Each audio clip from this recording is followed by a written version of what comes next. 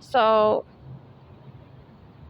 I was so disgusted with this human, I just kept asking God to remove them, from my city. And some of them, I actually command their demon to never return to that city. I pray against them in a way that I say certain prayers where they cannot come back with that person, and they disappear from the city, just so you know. I just can't obviously use such prayer to make all these humans disappear who stalk me, right?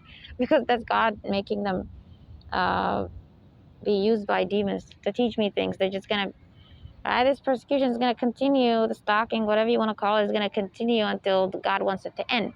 But I can get rid of some who are very harmful if I pray, right?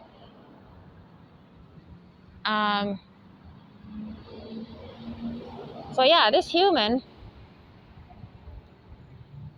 is similar to other humans who were similar to them in the past. They just never leave because their demon has more power. You get me? The more evil they are, the more. So yeah, I'll explain it. They had this energy that if you observe it, meaning if I observe it, I knew what their demon's job was. Like what type of power is in them. When I say power, I mean like witchcraft, stuff like that. Their job is like to really lie about you and put you in really bad, dangerous situation. So they always kept coming back, approaching me, always doing something very irritating and very harmful. One time they entered a restroom because it's a female, and they took this sort of spray. It's kind of like a perfume, but it's like the really unhealthy ones that spray like, seems like gas, when you spray it, right? Those types of sprays. Versus the silent type of perfume. It's just like liquid and you just pour it on your clothing or whatever. This demon possessed her. She's extremely mentally. She's crazy as hell. She just enters the bathroom. She just starts talking to herself. Oh, I hate this place. It smells like this. They always doing that, And then you see what her demon's doing. It's acting as if it has the right to do what she's doing because she speaks out loud as if she has a reason. You get me? As if the place smells bad or whatever. And she sprays the perfume spray in the bathroom. And she does it for almost like a minute. You know what her demon made her do?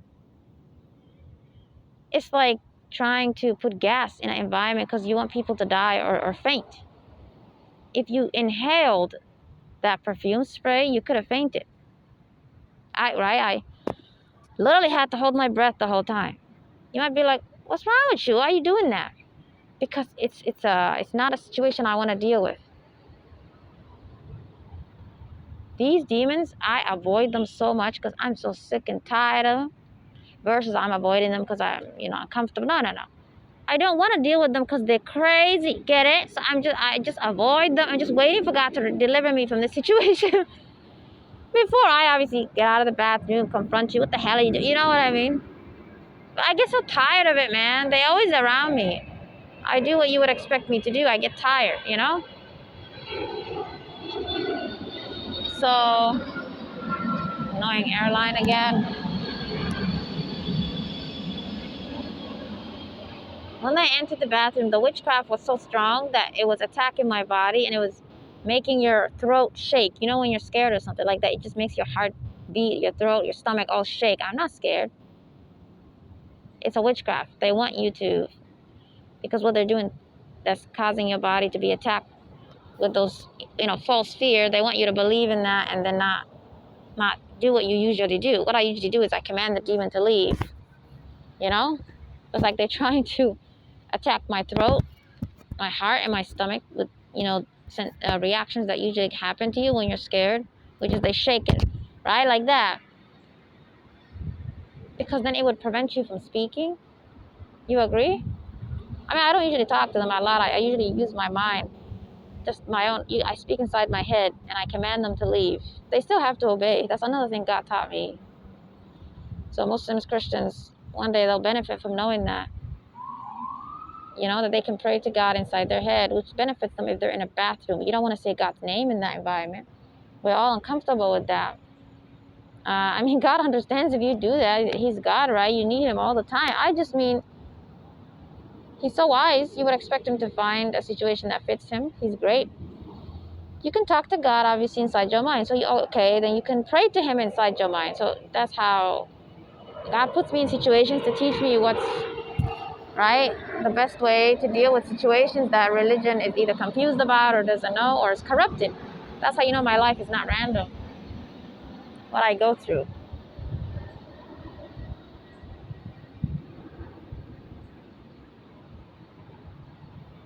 So I kept commanding the demon to leave. It's a strong witchcraft. They take time to leave. In that time, they were spraying that perfume so much. You gave me just speed mode, you know, versus just, you know, it's like it's just. And I'm just waiting for this demon to leave because I know they always want a reaction. So I got so used to them, like, really? Here we go again. I have that sort of reaction to them, which would make you laugh if you were with me. I turned it into something that's actually, right? My emotional reaction is always so normal, you know, in a sense that it's funny versus, oh my God, they're bothering me again. You get what I mean? So that's my reaction. I'm like, here we go again. It's crazy when they brought her again. Like, my reaction is like that. Right? I'm obviously very comfortable, whatever. But then they increase and increase and increase the spraying to a point that the entire bathroom, right, sort of outside the stalls, the sort of hallway-like area, right, where you can wash your hands, it was just filled with this spray. And it's a very strong scent, right? It's going to make you cough if you were to accidentally inhale it.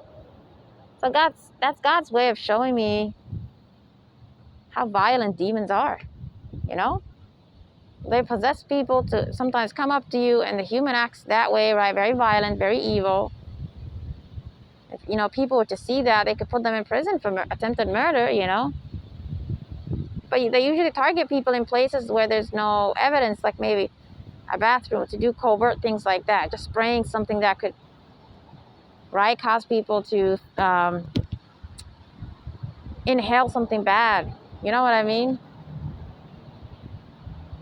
Because then they feel like if the person wants to go out and talk to staff, oh my God, this crazy female or male entered the bathroom, they sprayed this. You know, I almost coughed to death. You know what I'm saying? They feel more comfortable because, right, there's no footage. I mean, you can record it, right? We have cameras today. For me, I don't need to do this to these humans. I don't need to record them. I don't really need to do much like that. But some of the things they do is just one of those things that I've just learned to ignore. You know, it's like God is going to punish them for that. But guess how I can still find a way to punish that female? I can just curse her. It's that simple. I can ask God that this is the kind of punishment I want. It's going to happen. It's just as the persecution is happening, he's not going to let that happen to the human. Because they're being used. You get me? They're being used. Okay, when the persecution stops, when things become normal in my life again, all these humans, their punishment will come from God then. Their punishment will come from God then, as you expect. You know? So it's not a God that doesn't want to punish them. It's not a God that doesn't care about me. It's that right now they're being used to do crime and bad. So right now, God is not going to punish them. You get me? Obviously, the evil thoughts attack me and say to me, God doesn't care about you. He's not moral using this situation, obviously. And I'm always reminded by God that that's because the persecution is ongoing, not because God won't punish them. So,